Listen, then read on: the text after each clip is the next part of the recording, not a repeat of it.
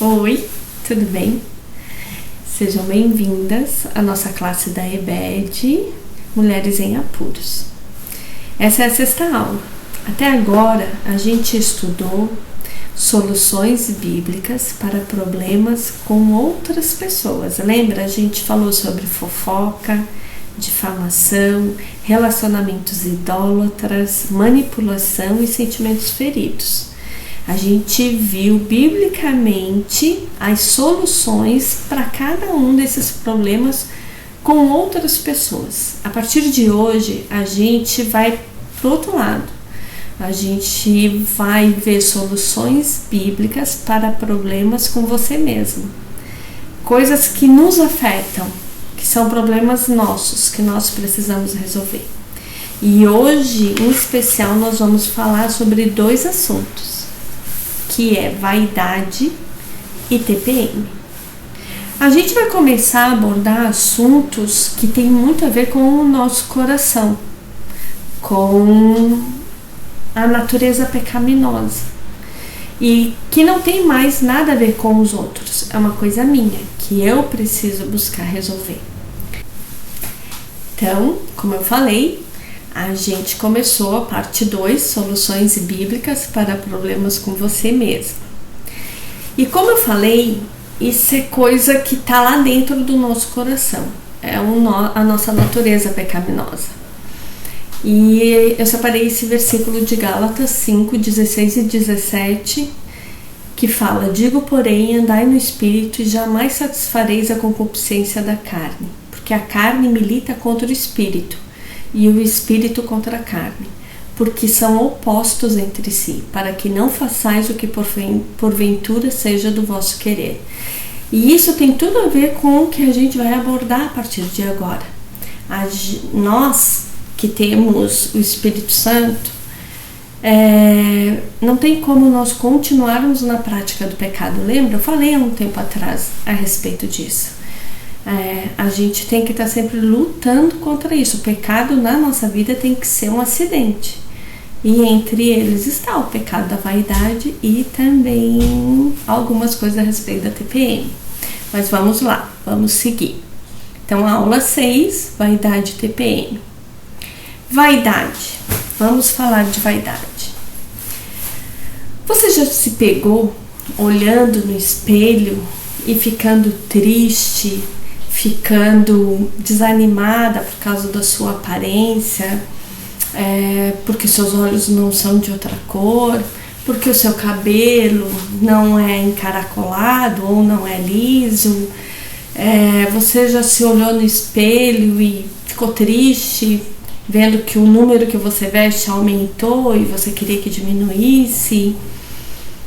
A gente já viu, eu já vi, você também já deve ter visto, várias mulheres que gastam muito dinheiro com cirurgias plásticas, com tratamentos estéticos, com roupas, com maquiagens. Para quê? Por causa da vaidade. E a gente vai abordar isso durante este capítulo. Nós vamos ver o que é a vaidade, nós vamos ver o que a Bíblia fala a respeito da beleza verdadeira, e nós vamos ver também o que a Bíblia nos fala sobre uma mulher vã que corre atrás da vaidade. Então vamos lá. A Marta Pisse, no livro, ela dá uma definição do que é vaidade. E ela fala ali: é algo vazio, fútil, vão, inútil.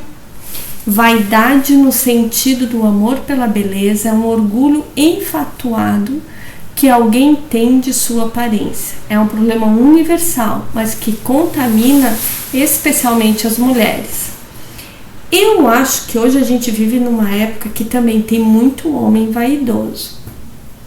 Sim, a grande maioria ainda é mulher, mas eu já vejo muitos homens vaidosos também. E a Marta, no livro, ela traz alguns pontos para que a gente possa perceber e discernir a vaidade, se somos mulheres vaidosas. Primeiro pontinho: preocupação excessiva com a aparência.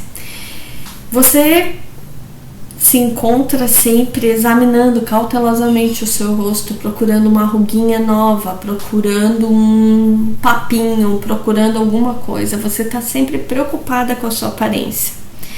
Com frequência você fica imaginando se as pessoas estão olhando para você e estão falando alguma coisa a respeito da sua aparência. Num daqueles dias que você acorda e não se acha bonita, o seu cabelo não tá do jeito que você queria, você amanheceu com o olho inchado, tudo, você não quer sair de casa.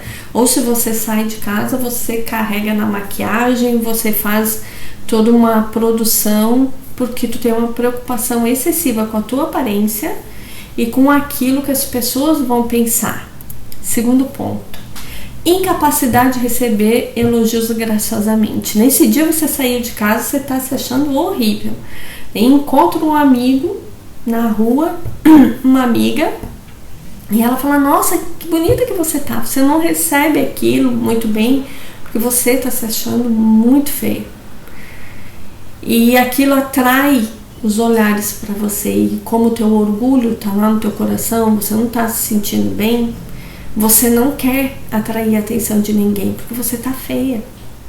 Então, isso, você não recebe bem um elogio, porque você acha que isso é chamar a atenção para você no momento que você não está bem com você mesmo, né?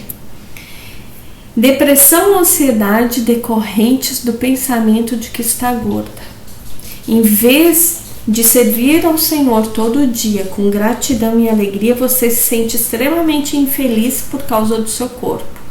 Você se olha no espelho e você acha: eu tô gorda demais, eu tô gorda demais, mesmo não estando. Busca doentia por emagrecimento. É quando a gente abusa pecaminosamente do nosso corpo. Mediante desordens alimentares, a gente começa a pecar contra o nosso corpo.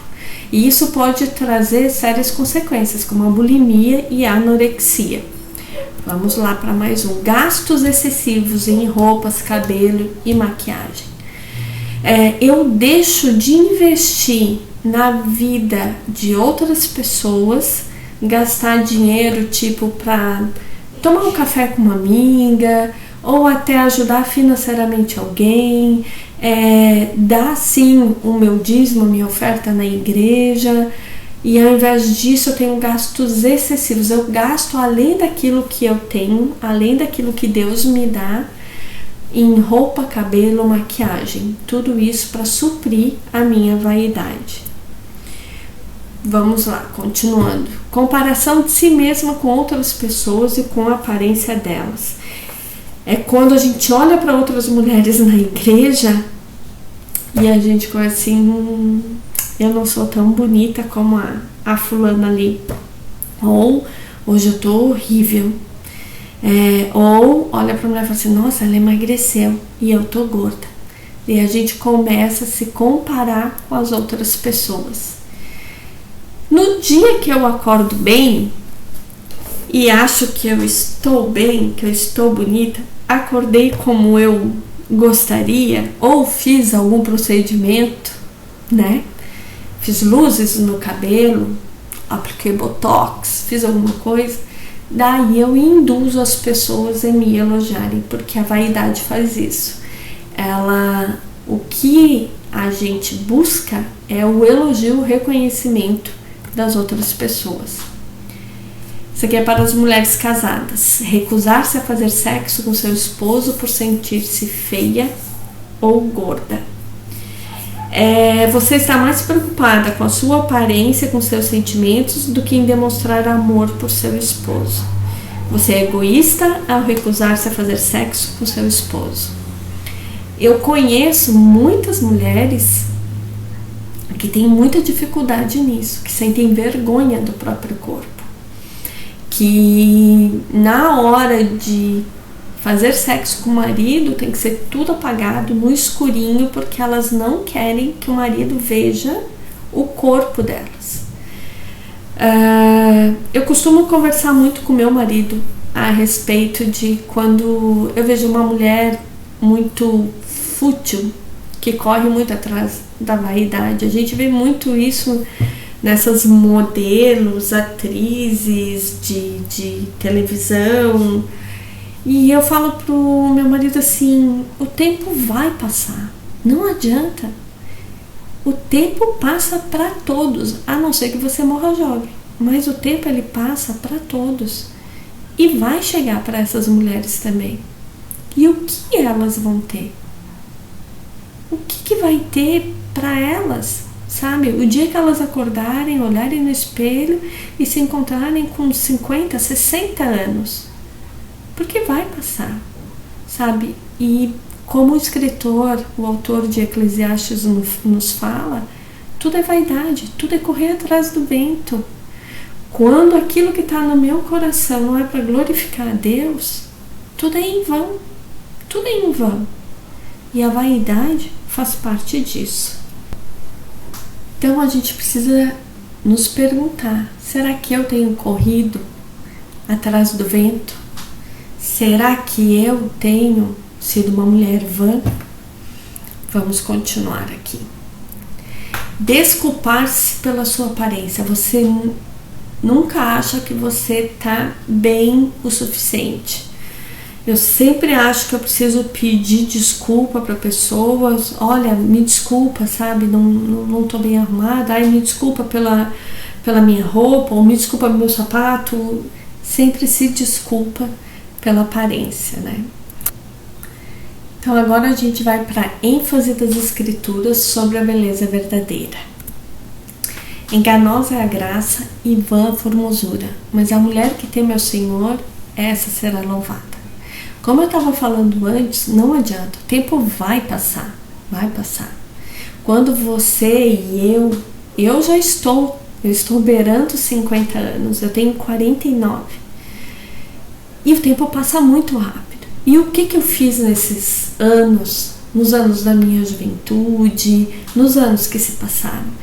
Será que eu vou olhar para trás e vou ver que eu perdi a maior parte do meu tempo preocupada com a minha aparência, preocupada com o meu cabelo, com a minha pele, com a minha roupa, meu sapato, maquiagens?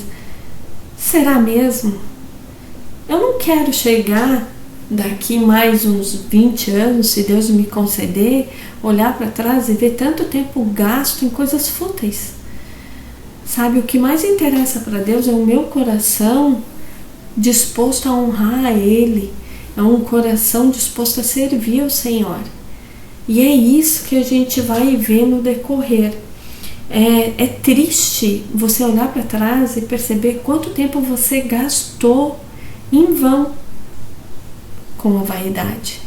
Então agora a gente vai olhar algumas coisas que a Bíblia fala a respeito disso, né? Vamos lá. O Novo Testamento descreve o adorno de uma mulher verdadeiramente bela como sendo a modéstia, roupas discretas, boas obras e um espírito manso e tranquilo. Eu separei aqui o versículo de 1 Pedro.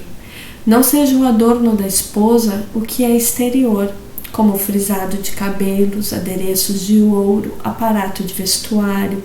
Seja, porém, o homem interior do coração unido ao incorruptível trajo de um espírito manso e tranquilo, que é de grande valor diante de Deus. Então, como vocês veem, a vaidade sempre existiu, não é coisa de agora, né? E para Deus o que mais interessa é a nossa modéstia, é um coração puro, é um espírito manso, tranquilo. Isso é de grande valor diante de Deus. Então agora a gente vai dar continuidade olhando para os 3 pontinhos, né? Que suas roupas devem ser modestas e discretas. A gente não pode confundir modéstia e descrição com desleixo. Não, a gente não precisa usar roupas que chamem a atenção. Se eu vou colocar uma roupa e que eu tenho dúvida, não sei se essa roupa está discreta o suficiente, então é melhor eu nem colocar, né? Porque se já acendeu a minha luzinha amarela, é porque de repente não é bem essa, né? E quando a gente fala sobre roupa, a gente tem que ter muito cuidado. Às vezes a gente não percebe, mas as nossas roupas, elas podem desencadear na outra pessoa que ela peque. A gente pode usar uma roupa que seja provocativa, então a gente tem que ter esse bom senso. Se eu não me apercebi, tomara que eu tenha ou o meu marido ou uma boa amiga que possa me chamar a atenção e dizer, olha, essa roupa que você está usando não é legal, não ficou legal. E se mesmo eu sabendo que a roupa é provocativa, eu a usá-la, então está na hora de eu parar e examinar o meu coração, porque isso é pecado, isso é pecaminoso. Vamos lá para a segunda, que a beleza dela deve ser vista em suas boas obras. Eu poderia dar vários exemplos de mulheres que eu conheço que elas já são bonitas por natureza, o Senhor as fez belas, graciosas, mas que as tornam mais bonitas ainda as obras dela, a maneira como ela trata as outras pessoas, a maneira como elas trabalham em prol do reino de Deus, a maneira como elas servem a outras pessoas, né? Então, essas são as ênfases que as escrituras dão. E outra, que ela deve ter um espírito manso e tranquilo. Uma mulher precisa ser mansa, tranquila. Isso nos deixa mais bonita, assim. Eu lembro que eu uso muito a expressão, nossa, aquela pessoa é muito bonita, mas ela não é bonita só por fora, ela é muito bonita por dentro também. Eu uso essa expressão querendo dizer justamente sobre isso. É uma pessoa que é modesta, que sabe como se portar, que ela tem boas obras, que ela sabe o que fazer em prol das outras pessoas, em prol do meu próximo. Uma pessoa que é mansa, que é tranquila, que é bem educada, que sabe se portar, né? Então a gente viu esses 3 tópicozinhos e agora a gente vai ver qual é a visão bíblica de uma mulher vã, né? O contrário daquilo que Deus nos mostra a respeito de uma beleza verdadeira, aquilo que a Bíblia nos fala. E antes da gente entrar nisso, eu sei que pode ter algumas vezes em que você pode ir numa psicóloga, numa terapeuta e ela falar para você, olha, o que você tem, toda essa tua necessidade, vaidade de estar bela, podem ser problemas com a sua imagem corporal, pode ser mágoas da sua infância, pode ser também que as tuas necessidades de segurança e sentido não foram supridas na tua infância. Mas, querida, na maioria das vezes te digo, é o nosso coração, a nossa natureza pecaminosa, o nosso coração pecaminoso. Então é bom que nós possamos fazer essa avaliação antes, né? Então vamos lá. Eu coloquei sempre a visão bíblica de uma mulher vã e um versículo. Daí depois dá para você ir na sua Bíblia, ler, estudar. Isso é bom para você poder ter um tempo também de meditação em cima de cada texto, para você aprofundar o estudo, né, dos capítulos que estão sendo falados aqui. Ela não é grata. Uma mulher vã nunca é grata. Ela sempre está insatisfeita, seja com a sua aparência, seja com o que ela tem, seja com roupa, ela nunca está satisfeita. Ela é ingrata. Ela não se contenta, ela nunca está contente, seja com a sua aparência, seja com as suas roupas. Se o cabelo é liso, é porque é liso, ela queria crespo. Se o olho é azul, ela queria que fosse castanho. Ela nunca está contente. Ela pensa em si mesma muito além do conveniente. Ela pensa somente em si. Ela se torna, além de uma pessoa vaidosa, egoísta, orgulhosa, egocêntrica. Ela deseja ardentemente a beleza. Ela precisa estar bela. E para isso, ela, como a gente viu antes, tem gastos desnecessários, ela acaba se voltando muito para aquilo que é fútil, para tudo aquilo que é em vão. É como a gente falou até agora, é correr atrás do vento.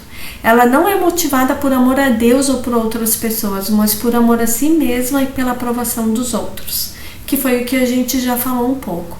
Ela não busca agradar a Deus, seja através sim da sua vestimenta, com roupas modestas, das suas boas obras, um espírito manso, tranquilo, não. Ela está muito voltada para si, a sua soberba, o seu orgulho, a sua vaidade, né? Ela é motivada para se agradar. Ela precisa estar bem consigo mesmo, né? E para isso ela acaba deixando Deus de lado e muitas vezes até as pessoas mais próximas a si também. Eu peguei um trechinho aqui do livro da Marta, que ela fala assim: lembre-se que a verdadeira beleza está dentro e não fora. E ela cita o exemplo de Sara, esposa de Abraão. A esposa de Abraão, Sara, é um bom exemplo. As escrituras nos dizem que ela era bonita, mesmo tarde em sua vida, e sabemos que ela era realmente velha. Ela adornava a si mesma, sendo submissa e respeitosa para com seu marido. Ser bela no exterior não rendeu a Sara a honra de ser chamada de mulher santa, mas o fato que ela era piedosa fez dela um exemplo a ser seguida por todas nós. Daí aqui tem um versículo aonde Pedro, lá no Novo Testamento, cita Sara. Pois foi assim também que a si mesma se ataviaram outrora as santas mulheres que esperavam em Deus, estando submissas a seu próprio marido, como fazia Sara, que obedeceu a Abraão, chamando-lhe Senhor, da qual vós vos tornastes filhas, praticando bem e não temendo perturbação alguma. Sara, ela era uma mulher bonita e mesmo na sua velhice, ela foi descrita na Bíblia como uma mulher bonita. Mas o que caracterizou Sara, e Pedro aqui cita ela, não foi a beleza exterior dela, mas sim aquilo que estava dentro do coração dela, o adorno dela dentro. Então, que isso possa ser para nós também. Aquilo que está no nosso coração, que antes era, lembra lá na primeira lição sobre fofoca e difamação, a gente continua se despojando e nos revestindo, nos despojando da vaidade, e nós temos que nos revestir de mansidão, a gente tem que se revestir de ser uma pessoa piedosa, uma pessoa com boas obras, de espírito manso, tranquilo. Então, como eu quero ser lembrada, né? Aqui Pedro lembrou de Sara como uma mulher, e aqui eu acho muito interessante, santa mulher que esperava em Deus. Como eu quero ser lembrada para os meus filhos, para os meus netos? Sabe, quais são as memórias que eu vou deixar para eles? De que eu era uma mulher extremamente vaidosa, me preocupava muito com o meu exterior, ou a minha maior preocupação era com o meu interior e um coração voltado a agradar ao Senhor, a fazer aquilo que eu preciso fazer como alguém que serve a Deus. E claro, a gente não pode deixar de citar qual é o nosso maior exemplo de beleza verdadeira. A Marta nos fala no livro: nosso exemplo mais precioso de beleza verdadeira é o do nosso Deus Trino. Sabemos que o Senhor Jesus não era um homem bonito e que não tinha aparência nem formosura. Olhámo-lo, mas nenhuma beleza havia que nos agradasse. Isso está escrito lá em Isaías 53. Contudo, Davi escreveu sobre a beleza da sua santidade, no Salmo 29:2. Davi também desejava ver o Senhor em sua beleza e descreveu seu desejo no Salmo 27, versículo 4, que nos fala: uma coisa peço ao Senhor e a buscarei, que eu possa morar na casa do Senhor todos os dias da minha vida, para contemplar a beleza do Senhor e meditar no seu templo. A maior expressão de beleza verdadeira foi aquilo que Jesus fez naquela cruz, o sacrifício dele naquela cruz por mim e por você. É a maior expressão de beleza. E aqui Davi fala que ele quer viver todos os dias da vida dele para contemplar a beleza do Senhor. A beleza de um Senhor que ama, que cuida, que protege, que deu a sua vida por mim e por você. E a gente não pode esquecer disso. Que esse trecho do livro, da nossa aula, possa nos fazer parar, meditar e ter um coração grato a Deus por tamanho exemplo de beleza que está em nosso Senhor Jesus Cristo. E aqui a Marta deixa algumas advertências bíblicas a respeito da vaidade. A beleza é vã, é uma busca depressiva e, enfim, impossível e vazia. E a gente repete aquele versículo de Provérbios 31. Enganosa é a graça e vã a formosura, mas a mulher que teme ao Senhor, essa será louvada. Vamos adiante. Beleza exterior sem beleza interior é monstruosidade. Que me adianta ser bonita por fora? A minha mãe tem uma expressão que ela fala assim: por fora bela viola, por dentro pão bolorento. Eu cresci ouvindo isso. Do que me adianta por fora ser bonita? E esse versículo de Provérbios, como joia de ouro em focinho de porco, assim é a mulher formosa que não tem descrição.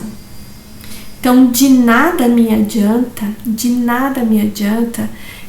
ter uma beleza por fora, o exterior impecável e ter um coração corrompido pelo pecado.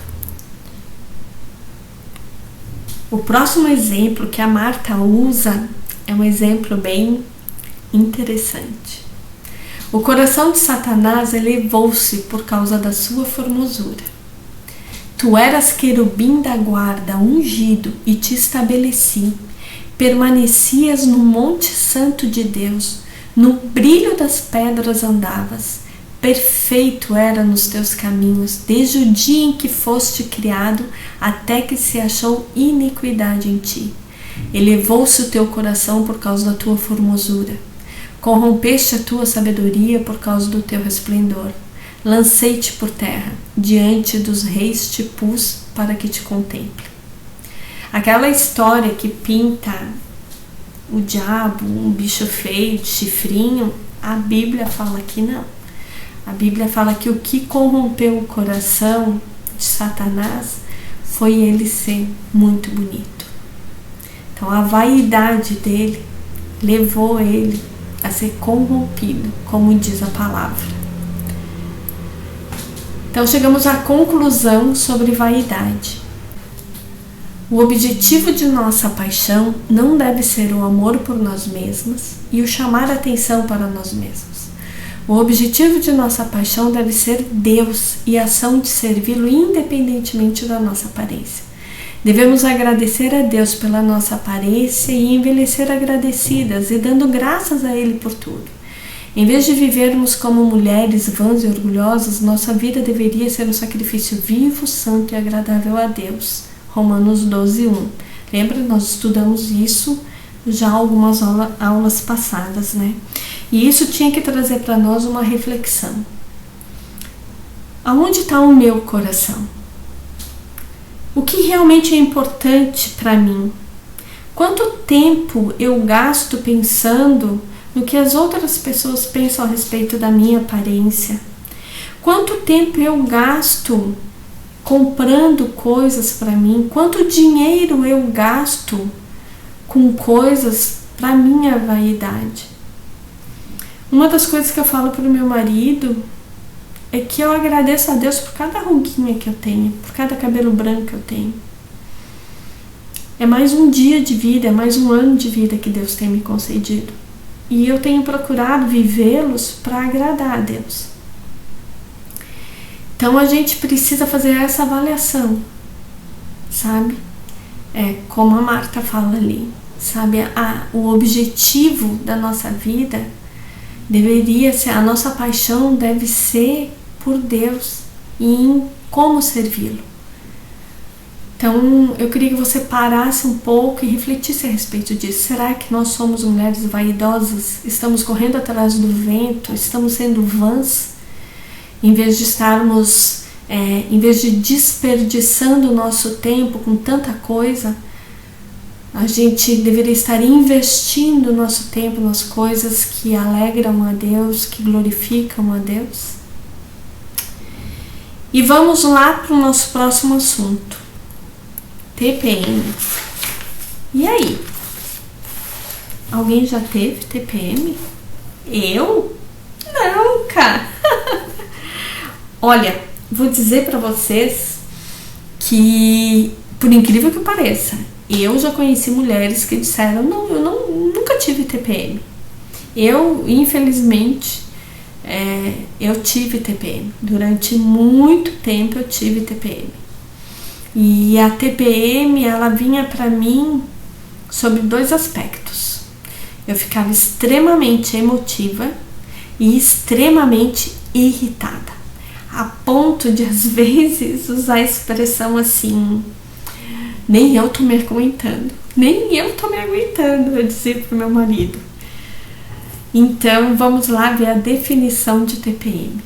Tensão pré-menstrual refere-se a um grupo de desordens menstruais e sintomas que incluem desordem disfórica pré-menstrual, desagradáveis, sintomas físicos e emocionais, assim como perturbações afetivas, sentimentos e comportamentos transitórios, alterações no apetite, confusões cognitivas, habilidade de pensar, retenção de líquido e vários tipos de dor. E aí? Você já passou por isso? Esse tempinho que nós vamos falar sobre TPM, a gente precisa parar e pensar o que Deus quer nos ensinar durante o tempo de TPM. Como podemos suportar esses dias tão difíceis de uma forma que honre a Deus, de uma forma que o agrade. Então, assim, de que maneira a gente pode passar por um período que é tão difícil para nós e que assim mesmo a gente consiga agradar e honrar a Deus? É isso que a gente vai ver aqui no decorrer. A TPM é real, mas a nossa esperança no Senhor também é. Às vezes as pessoas me perguntam se eu penso que a TPM é real. A resposta é sim. Entretanto, ainda sendo tão real, ela não pode nos impedir de honrar a Deus e amar os outros durante esse período. Eu posso falar isso de carteirinha. Eu passei muitos anos pela TPM. E a TPM, ela não pode ser usada por mim como desculpa para pecar. Por mais que eu fique emocionalmente sensível, por mais que eu esteja irritada, por mais que eu tenha todos aqueles distúrbios emocionais, físicos, eu não posso usar isso como desculpa para pecar. Lembra que a gente fala que o pecado na vida do cristão tem que ser um acidente? Não pode ser uma prática? É exatamente isso. E na TPM não é diferente. Eu não posso usar o fato de eu estar sendo grosseira com meu marido, com meu filho, com as pessoas que me servem, porque eu tô na TPM. Eu não posso usar isso como desculpa. Porque eu posso sim usar até esse período para glorificar a Deus e para agradar a Deus. E Deus me dá tudo isso à disposição na palavra dele. A gente sabe que a TPM ela tem vários sintomas, né? Ela pode ter retenção de líquido, insônia, pesadelo, calor, desordens gastrointestinais, palpitação, tontura, sintoma hipoglicêmicos, dor de cabeça, fadiga, cólica, ânsia por coisas doces ou salgadas. Eu não sei você, mas eu queria muito coisas doces, chocolate principalmente. Além disso, há mudanças de humor, como ira mais intensa, ansiedade, frustração ou depressão. Como eu falei para vocês, eu tinha mexia muito com eu ficava muito emotiva e também eu ficava muito brava, muito irritada, muito irritada. E a gente sabe que tem várias medicações, né, que ajudam. Eu lembro que eu fui na médica e ela me receitou várias coisas para eu tomar. Eu sempre fui meio assim resistente com medicação e eu tomava mais era um chazinho, alguma coisa, e eu tentava também me controlar, fazer a minha parte. Mas a gente sabe que tem, e coisas também que me ajudavam era fazer exercício físico. Eu sentia muita vontade de sair caminhar, então eu caminhava muito. E a gente sabe que exercício físico ajuda na época de tensão pré-menstrual. Tem alguns chás que são diuréticos, caso você se sinta inchada. E é como eu falei, tem medicações que nem você tem que consultar um médico, que ele vai te prescrever algumas coisas, né? Aqui a Marta, ela põe o plano de ação bíblico para nos ajudar a passar pela TPM. Ela citou vários aqui, se eu não me engano, no livro, acho que são 11, isso, são 11, mas não tem como a gente ver os 11, né? Então eu separei alguns pra gente falar. Faça uma avaliação honesta das fraquezas do seu caráter. Se você é naturalmente do tipo que se preocupa ou que fica irritada facilmente, ficará pior nos dias anteriores à sua menstruação. Se é uma pessoa um tanto melancólica, provavelmente ficará muito mais triste e desencorajada. Sejam quais forem suas fraquezas, elas serão agravadas. Então você precisará trabalhar nessas áreas e com a ajuda de Deus você pode mudar. Que era o que acontecia comigo. Eu já sou emotiva. Então, na época da tensão pré-menstrual, eu ficava mais emotiva ainda. E isso acontece também quando a gente já tem uma tendência a ser uma pessoa que se irrita facilmente. E isso também se agrava. Mas a gente precisa fazer aquilo que Deus espera que a gente faça. O segundo, perceba que as oscilações de humor são reais e difíceis, mas não são uma desculpa para pecar. Antes de o Senhor Jesus morrer, ele disse aos seus discípulos que não ficassem com medo, que ele voltaria e que Deus mandaria o outro auxiliador, que é o Espírito Santo. Então, todos nós sabemos que nós cristãos, nós temos o Espírito Santo que habita em nós e que nos ajuda a não pecar. Então, a gente precisa estar atentos, porque mesmo que a gente sinta vontade de responder de uma forma rude, ríspida, a gente tem o Espírito Santo dentro de nós que nos ajuda e a gente precisa pedir ajuda a Deus. Se necessário, procure um médico. Como eu falei lá sobre medicações, tudo, se você viu que a tua TPM há algo que está prejudicando o teu relacionamento dentro de casa, teu relacionamento com outras pessoas, até teu trabalho, a ponto de que você tem que faltar ao trabalho porque não consegue ir, então tá na hora de procurar um médico e pedir ajuda, e talvez possa ser indicação de outros problemas, como hipoglicemia, problemas de tireoide, né? E pode ser até efeito colateral de alguma coisa que você esteja tomando. Então é necessário que você procure um médico. E uma coisa que eu acho muito importante: retire o foco de si mesma e coloque em Deus e nos outros. Lembra que a gente fala desde o começo que a gente precisa ser outrocêntrico, que a gente precisa colocar a necessidade do outro acima das nossas. A gente vem falando sobre isso no decorrer das aulas, né? Então, agora aqui, uma coisa que eu acho que funciona muito é a hora que eu tiro os olhos de mim e coloco na outra pessoa.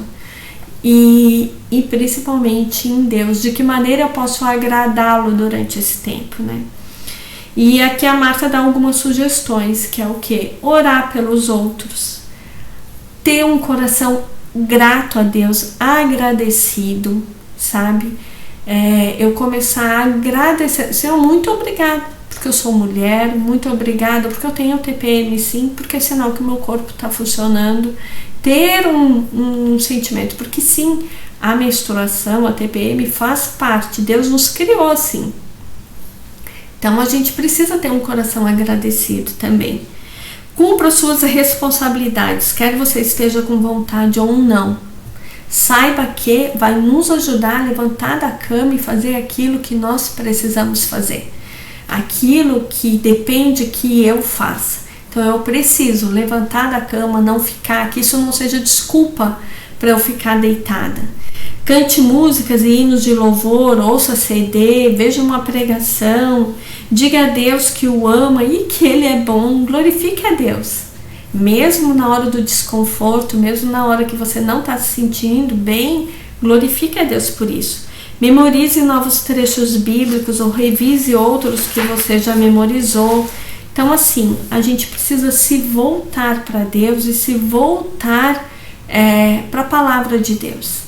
Mesmo em época de TPM, a gente pode glorificar a Deus.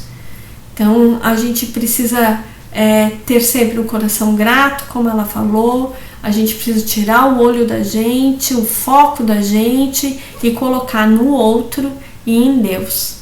Qual é a conclusão? A TPM é real.